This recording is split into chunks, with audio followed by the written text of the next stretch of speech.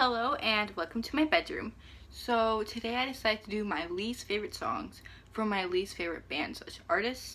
This was actually pretty hard because I decided to only choose like bands slash artists that are like my diehard for years, like none that I like was obsessed with but don't really listen to anymore, or newer bands that I just started getting to. I have 4.5 technically. I don't know if the fifth one counts. And I also chose these songs because these are songs that like all of them were like, it's bad, but it's not like a bad song, if that makes sense. Like I can still listen to it. Like it's not like horrible, but there's just some things that I'm just like, no. The first song is Fuck a Silver Lining by Panic at the Disco. The first thing is I didn't really like how it actually like sounded, like music wise. It was fine, but it seemed like everything on Pray for Wicked and Death of the Bachelor in the most poppiest way possible. It's not as poppy, I guess, as Victorious, but it's still pretty up there. And I'm not like against pop songs or anything like that. Like there are some really good pop songs. However, this feels like 2008 Britney Spears pop, kind of. It also seemed kind of narcissistic in a way, like I'm so successful and there's so many songs like that.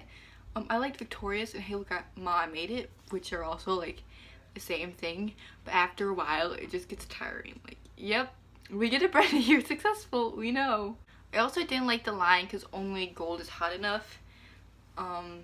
He says it over and over again and I'm just like, we get it, you're materialistic. Like, what is the actual meaning of the song? Like, the point, I guess. Also, the lyrics depict a really, really unrealistic perfect life, and it kind of romanticizes the celebrity lifestyle, which is fine. You know, if you want to romanticize the celebrity lifestyle, that's not bad, but when you make it out to be like, oh yeah, everything's perfect, it's kind of like, we all know that's not true. And that's basically all I have to say for Fuck a Silver Lining by Panic at the Disco. The next song is actually Boy in Love by BTS. Now, I actually really like how the actual music sounds. It's the lyrics I have a problem with. I'm sorry that I keep readjusting the camera, I just keep getting uncomfortable. I feel like Boy in Love had a lot of potential to be a really amazing song, but the lyrics just kind of threw me off a little bit. It's the stuff online of, you make me into a loser who picks fights with you. You know, sometimes they're like, oh, this is amazing, I just want to kiss you, and other times they're like, stop, like, you make me hate you. It just seems like a really unhealthy relationship. Like, this is not what a relationship should thrive to be. Other than that, it's a good song. I like basically all BTS songs, so the fact that there's more of them, just like, on the lines of the lyrics and not just, it doesn't sound the best, is rare.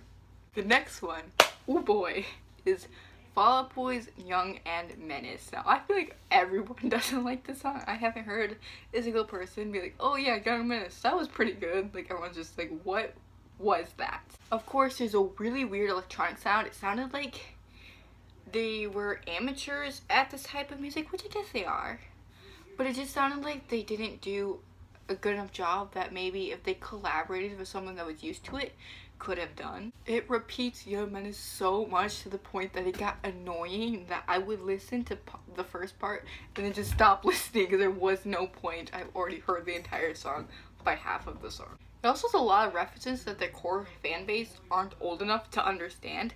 For example, the Kill Me Twice like I'm Nikki Sixx thing. I had to Google that because I was so confused. Now, I got the Britney Spears Oops I Did It Again, but I'm also 16, which is pretty like the middle age for his core fan base. I see a lot of like 12 and 13 year olds who are like, I don't understand, like, why say Oops I Did It Again? Like, what did he do again? And I was like, it's a Britney Spears reference, how do you not understand? Which, I mean, I'm not saying that they can't put in references that they understand their younger fan base will understand, because they definitely can, you know, it's their music. I'm just saying, I didn't feel well with that, if that makes any sense. This is more of a my critique than a what they should have done critique. When I heard this the first time, obviously I knew it was a Fall Out Boy song because it said Fall Out Boy, but when I hear a Fall Out Boy song, usually I can like know it's a Fall Out Boy song by like 3 seconds, but the only thing that makes this a Fall Out Boy song is Patrick's voice. Like, if they had like a new singer or something, I'd be like, who even is this? This isn't Fall Out Boy, this doesn't sound anything like them. The only reason I was able to like identify them was, first of all, because it says false boy, second of all, Patrick's voice. The last actual song is Clear by 21 Pilots. Most of their songs are pretty subtle, I would say, with their symbolism and all this, but this was not subtle at all. It's like, okay, you're Kristen.